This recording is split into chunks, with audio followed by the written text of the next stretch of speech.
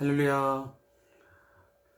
오늘 주 안에서 함께 우리 사랑하는 성도들과 말씀의 교제를 함께 나누게 되어서 감사의 말씀을 드리고, 오늘 2021년 6월 20일 오늘 이 저녁에 토요일 곡과 주일 이틀의 분량에 관련된 주삼 교제에 담겨진 말씀을 가지고 함께 나누도록 하겠습니다. 먼저 우리 찬송 458장 너의 마음에 슬픔이 가득할 때, 우리 찬양을 들으시면서 하나님 앞에 함께 예배하도록 하겠습니다.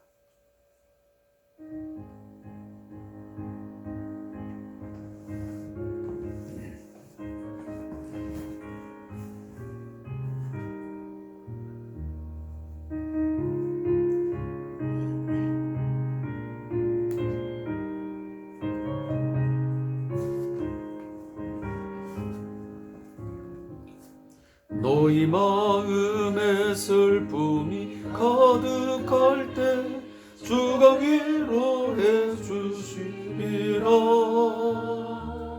아침 해같이 빛나는 마음으로 너 십자가 지고 가라.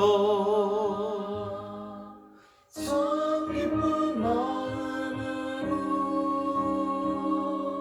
십자가 지고 가라. 내가 기쁘게 십자가 지고 가며 슬픈 마음이 위로받네. 내를 따라서 주시는 은혜로서 가란 심령에 힘을 얻고, 주가 언약한 말씀을 기억하고 너 십자가 지고 가라. 참 기쁜 마음으로 십자가 지고 가라. 내가 기쁘게 십자가 지고 가면 슬픈 마음이 위로받네.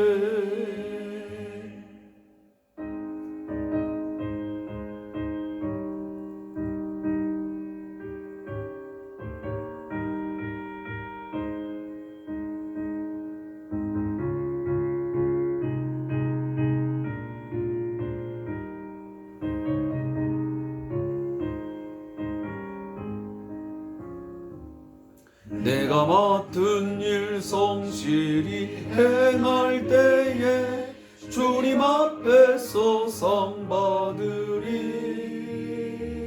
주가 베푸신 은혜를 감사하며 너 십자가 지고 가라. 참 기쁜 마음으로 십자가 지고 가라. 내가 기쁘게 십자가 지고 가면 슬픈 마음이 위로받네.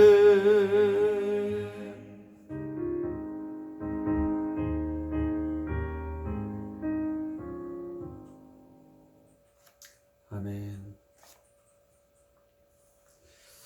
아마 오늘 이 찬양을 이 주삼 교제를 쓰신 분이 이 내용에 맞는 이 찬양을 실은 이유가 뭘까 할 때에 어떤 그 다윗의 어떤 심정, 다윗의 삶을 잘 담아냈다고 생각이 됩니다. 정말 다윗이 왕의 지명이 되어 등극을 하는 그 상황 속에서 많은 아픔과 또 고통과 환난이, 슬픔이 늘 계속되고 있지만, 그때마다 하나님께서 위로해 주시고 또 하나님이 피할 길을 주시고 또 도움의 손길을 주시는 것을 우리가 보게 됩니다. 그래서 하나님께서는 다윗을 때를 따라서 돕는 은혜를 베풀어 주심으로 그의 삶을 채워주시고 또 그의 어떤 믿음의 힘을 더해 주심으로 인해서 하나님께서 언약하신 말씀, 그 약속의 말씀을 반드시 이루어 주시라는 그런 믿음 가운데서 그가 인간적으로 분노할 수 있고 인간적으로 복수할 수 있음에도 불구하고 그런 것들을 절제하고 그런 것들을 거부하고 전적으로 하나님을 신뢰하는 가운데서 사람들이 쉽게 찾아가는 넓은 문을 택하지 않냐고 좁은 문, 어떻게 보면 십자가를 지는 그런 심정으로 그가 살아가는 것을 우리가 보게 됩니다.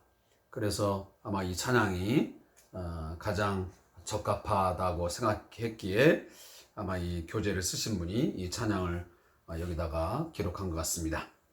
자, 오늘 함께 주신 말씀을 나누겠습니다. 사무엘상 26장 13절부터 27장 7절까지 말씀을 함께 읽겠습니다. 사무엘상 26장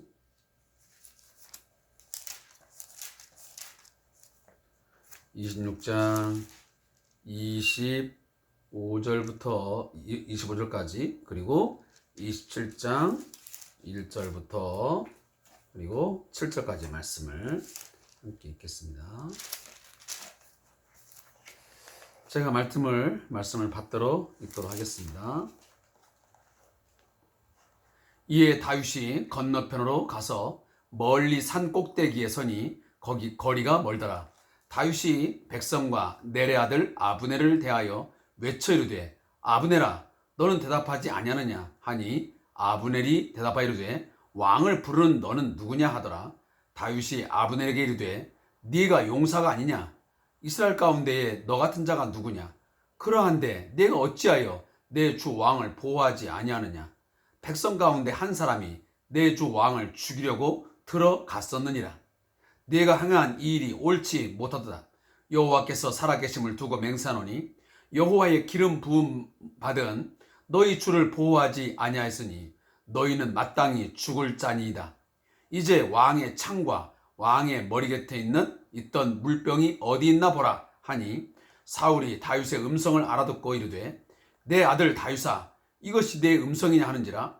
다윗이 이르되 내 주 왕이여 내 음성이니이다 하고 또 이르되 내 주는 어찌하여 주의 종을 쫓으시나이까 내가 무엇을 하였으며 내 손에 무슨 악이 있나이까. 원하건대 내 주 왕은 이제 종의 말을 들으소서. 만일 왕을 충동시켜 나를 해하려 하는 이가 여호와시면 여호와께서는 재물을 받으시기를 원하나이다마는 만일 사람들이면 그들이 여호와 앞에 저주를 받으리니 이는 그들이 이르기를 너는 가서 다른 신들을 섬기라 하고 오늘 나를 쫓아내어 여호와의 기업에 참여하지 못하게 함이니이다. 그런즉 청하건대 여호와 앞에서 먼 이곳에서 이제 나의 피가 땅에 흐르지 말게 하옵소서. 이는 산에서 메추라기를 사냥하는 자와 같이 이스라엘 왕이 한 벼룩을 수색하러 나오셨음이니이다. 사울이 이르되 내가 범죄하였도다. 내 아들 다윗아 돌아오라. 내가 오늘 내 생명을 귀하게 여겼은즉 내가 다시는 너를 해하려 하지 아니하리라. 내가 어리석은 일을 하였으니 대단히 잘못되도다 하는지라. 다윗이 대답하여 이르되 왕은 창을 보소서.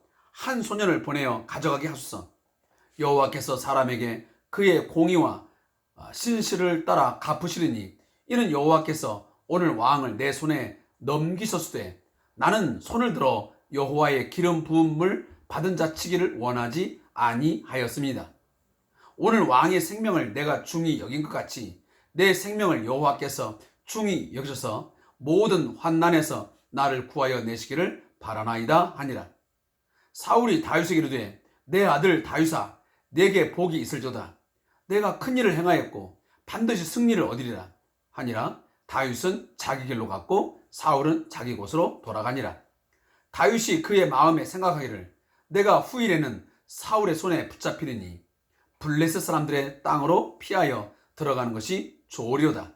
사울이 이스라엘 온 영토 내에서 다시 나를 찾다가 단념하리니 내가 그의 손에서 벗어나리라 하고, 다윗이 일어나 함께 있는 사람 600명과 더불어 가드왕 마옥의 아들 아기스에게로 건너가니라. 다윗과 그의 사람들이 저마다 가족을 거느리고 가드에서 아기스와 동거하였는데, 다윗이 그의 아내 이스라엘 여자 아히노암과 나발의 아내였던 갈멜 여자 아비가일과 함께 하였더니, 다윗이 가드에 도망한 것을 어떤 사람이 사울에게 전하매 사울이 다시는 그를 수색하지 아니하니라. 다윗이 아기스에게 이르되, 바라건대 내가 당신께 은혜를 입었다면 지방 성읍 가운데 한 곳을 내게 주어 내가 살게 하소서. 당신의 종이 어찌 당신과 함께 왕도에 살리까 하니, 아기스가 그날에 시글락을 그에게 주었으므로 시글락이 오늘까지 유다 왕에게 속하니라. 다윗이 블레셋 사람들의 지방에 산 날수는 1년 4개월이었더라. 아멘. 함께 오늘 읽은 26장 13절부터 27장 7절까지 말씀을 두 부분으로 나누겠습니다. 26장 13절부터 25절까지는 사울을 책망한 다윗이라는 제목이고, 이 본문에 대한 요약은, 다윗은 자신이 건너편 산꼭대기에 돌아가서 사울의 창과 물병을 가져오는데도 자고 있었던 아브넬을 책망합니다. 다윗은 사울에게 더 이상 추격하지 말라고 호소하며 하나님께 자신의 생명을 지켜주실 것이라고 말합니다. 사울은 잘못을 시인하고 다시는 다윗을 쫓지 않겠다고 약속하며 궁으로 돌아갑니다. 자, 우리는 계속적으로 이스라엘의 대표적인 두 지도자 사울과 다윗의 두 인물의 삶을 살펴보고 있습니다. 두 지도자, 두 왕의 삶은 확연히 분명하게 구별이 됩니다. 사울은 하나님의 언약의 말씀을 버린 자입니다. 그리고 그는 인간의 야망과 욕심에 가득 차서 그것만을 바라보고 쫓아가는 자임에 틀림이 없습니다. 그는 하나님의 뜻을 이미 알고 있음에도 불구하고 그는 극구 하나님의 뜻을 저버리고 끝까지 자신의 내면 속에 들려오는 그 욕망의 소리를 끊지 못하고 계속적으로 그는 그 야망을 채우기 위해서, 자기의 욕심을 채우기 위해서 결국은 하나님의 사람 다윗을 죽이기 위하여 끊임없이 지속적으로 쫓아갑니다. 때로는 자신의 손으로 죽이려고 하는 그런 음모와 행동을 취할 때도 있었고, 또 다양한 일들을 통해서 그는 끊임없이 다윗의 앞길을 방해하고 가로막습니다. 자신의 왕권을 유지하고 그 왕권을 강화해 가는데, 어찌 보면 다윗이 큰 장애물이라고 그는 확신했기 때문에 끝까지 이 장애물된 다윗을 제거하기 위하여 많은 일들을 도모하게 되는 것입니다. 그에 반하여 다윗은 사울과 전적으로 다른 길을 걸어갑니다.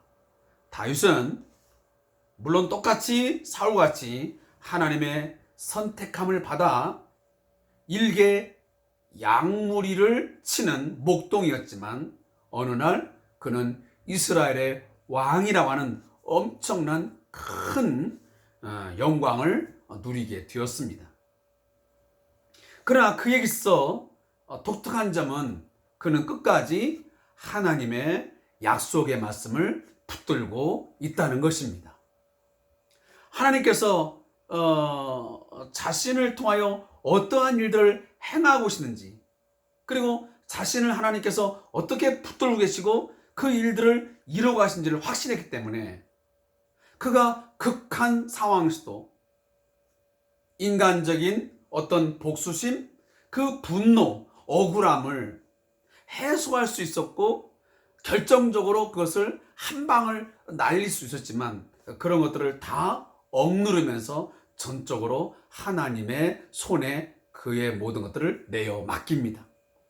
그래서 자신의 그 원수 갚음, 그 보응하심을 자신의 손으로 해결하려고 하기보다는 하나님의 원수 갚음, 보응하심에 내어 맡기는 것입니다. 자, 이와 같이 두 지도자의 그 선택, 그 어떤 삶의 어떤 그 내용들이 확연하게 다름을 우리가 본문을 통해서 계속 우리가 보고 있는 것입니다. 오늘 본문에도 보면 이 다윗이 결국은 사울의 지속적인 쫓김으로 인하여 죽임을 당할 수밖에 없는 상황이 있었지만 어떻게 보면 하나님께서 주신 그 환경 속에서 또다시 그는 복수할 수 있는 기회가 있었습니다. 자신을 죽이기 위해 쫓아오는 사울뿐만 아니고 아브넬과 많은 그 사울의 사람들을 한순간에 다 멸절시킬 수 있는 원수가 볼 수 있는 기회가 결정적으로 있었습니다. 그러나 그는 그 상황 속에서 뭐라고 말합니까? 내가 하나님께서 여호와께서 기름 부으신 바 된 그 왕 사울을 내가 생명을 해한다면 하나님이 어찌 죄가 없다고 말하겠느냐? 그러니까 하나님께서 세우신 그 왕을 내가 해할 수 없다, 제거할 수 없다. 그래서 하나님의 손에 맡기지 않습니까? 그리고 무엇만 가져옵니까? 오늘 본문에도 있지만 왕의 창과 그리고 머리 곁에 있던 물병만 취하여 가져오게 됩니다.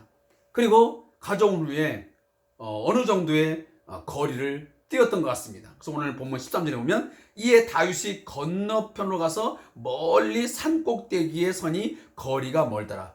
그러니까 사울이 추격해오는 그 거리와 상당히 먼 거리를 도망한 후에 산 꼭대기에서 오늘 다윗이 어떤 이제 제스처를 취하게 됩니다. 그 행동이 뭐냐면 그 산 꼭대기에서 무슨 부르짐을 합니다. 그게 뭐냐면 아브넬아 아브넬아 하면서 사울의 장수였던 아브넬을 부르게 됩니다. 근데 아브넬이 대답을 하면서 뭐라면 아브넬을 부르는 건데 왕을 부르는 너는 누구냐라고 답을 합니다. 뭔가 이상하지 않습니까? 지금 다윗은 사울을 부른 게 아니고 사울의 장수 아브넬을 부르고 있는데 아브넬은 답변하기를 네가 왜 나를 찾느냐 말하지 않고 왕을 부르는 너는 누구냐라고 하는 걸 보면 실제적으로 왕은 사울이지만 그 실권이 가장 강력한 힘을 지금 이 아브넬이 행사하고 있음을 우리는 알게 됩니다. 그러니까 사울을 찾는 것은 곧 자기를 찾는 것과 거의 동등한 것이라고 여겼던 것 같습니다.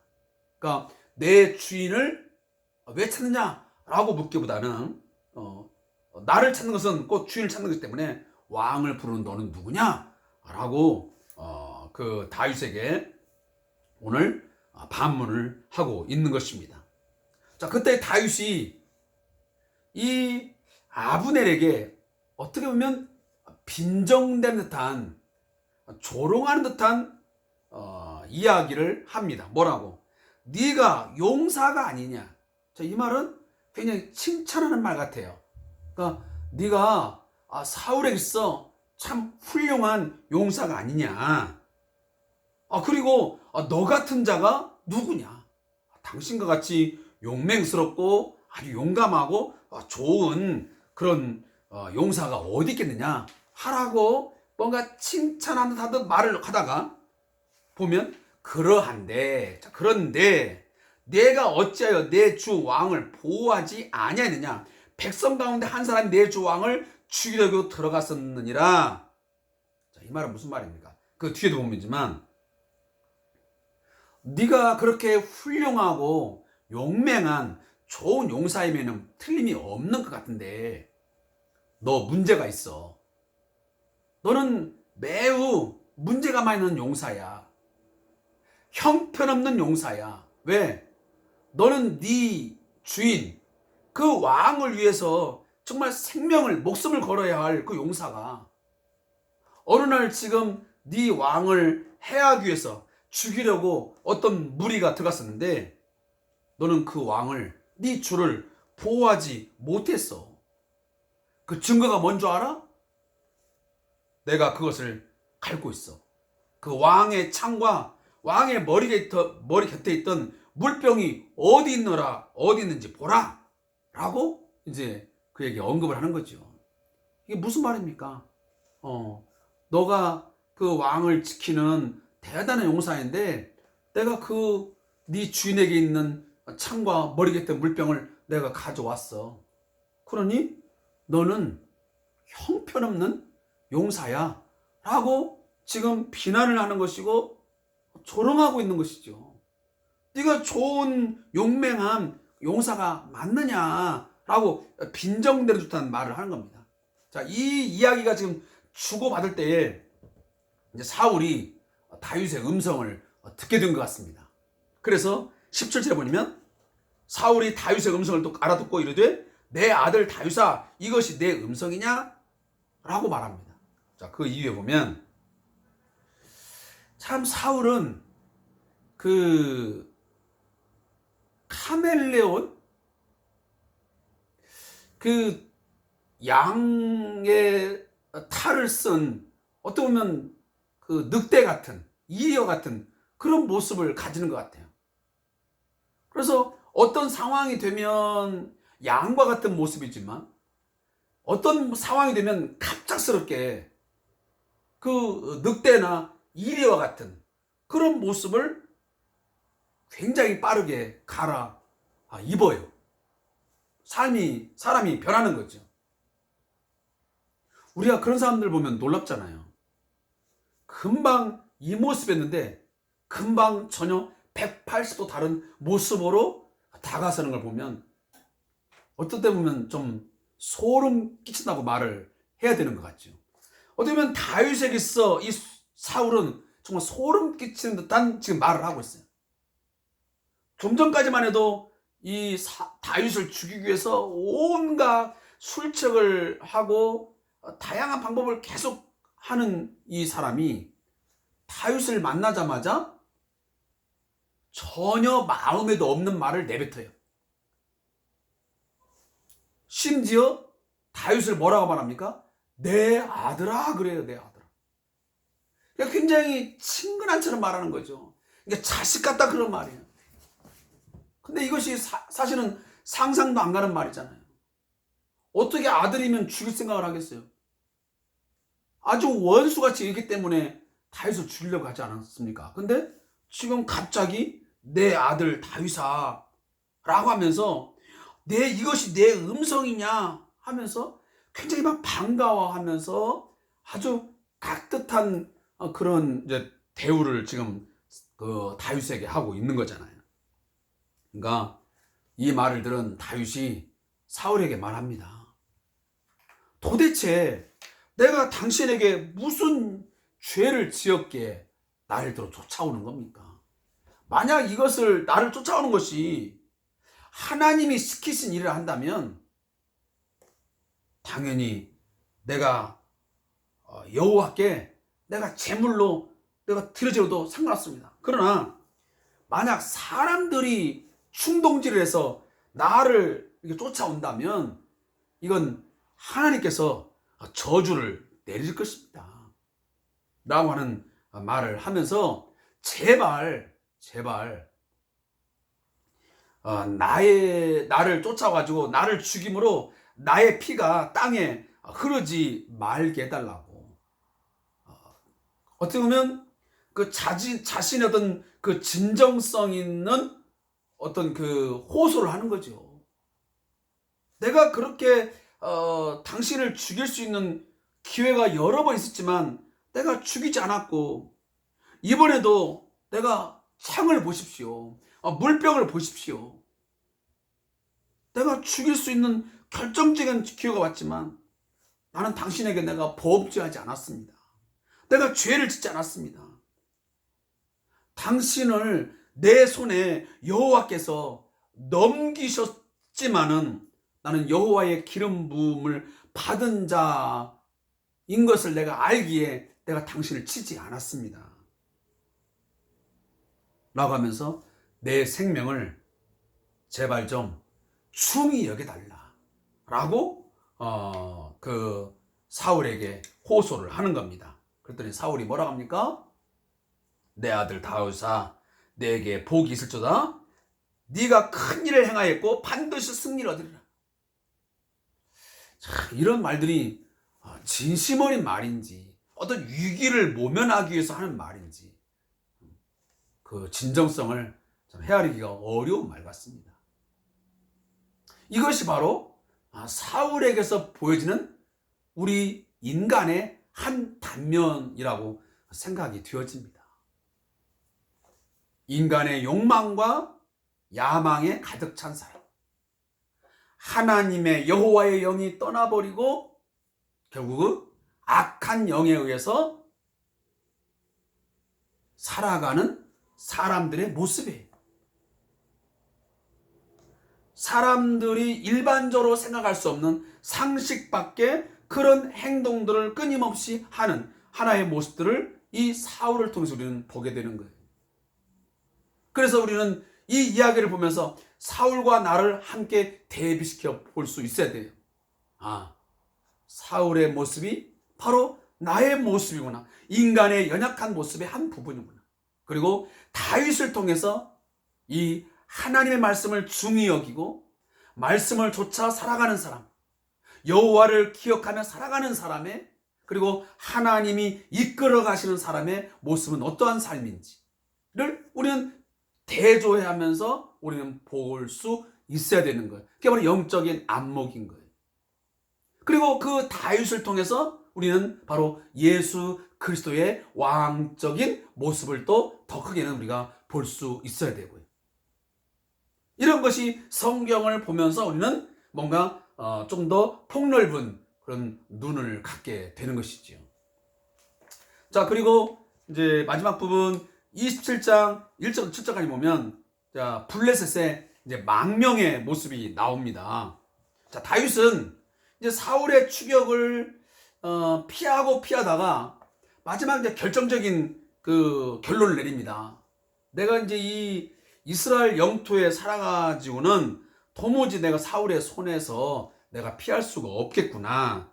그래서 이제는 결국 그 이방 땅, 그 블레셋의 영토로 들어가는 방법을 이제 찾게 되어지고 결국은 이 그 블레셋의 땅이었던 가드, 제가 이미 앞전에 말씀드렸습니다. 블레셋은 5도시가 가장 중심 도시라고. 그 도시 중에 하나가 바로 가드잖아요. 그 가드에 아기스라는 왕이 있었는데 그 왕과 함께 동거하기를 원해서 결국은 다윗의 그 자기 아내인 그 아히노암과 그리고 여러분 좀 전에 배웠던 우리 나발의 아내였던 이 아비아가일과 함께 거하면서 그 땅으로 피신을 가게 되잖아요. 근데 이 블레셋으로 다윗이 망명을 하면서도 이 다윗은 한 가지 중심은 뭐였냐면, 물론 내가 사울을 피하여 내가 어떤 도망자로서 망명의 길을 떠났지만 그곳에서 이 이방 문화, 이방 민족들과 함께 살다 보면 이방 문화에 뭔가 동화되어지는 그런 것을 굉장히 경계했던 것 같아요. 그래서 뭔가 별도의 땅을 요구를 하게 됩니다. 혹시나 같이 살다 보면 그런 이방 문화와 어떤 풍습에 물들 것 같으니까 제발 이 성읍 가운데 한 성읍을 달라고 합니다. 그래서 얻은 것이 뭐냐면 시글락이라고 하는 한 땅을 이 가드 왕 아기스로부터 이제 분배를 받게 되는 것을 우리가 보게 됩니다. 그래서 이 땅에서 산 날이 1년 4개월을 머물렀다고 하는 이 내용이 오늘 본문의 내용입니다. 자, 이런 것도 보면, 자, 우리도 이 저자의 묵상에 나와 있지만 어떤 상황에 의해서 우리가 어떤 삶에 머무를 때에도 늘 우리의 마음의 중심은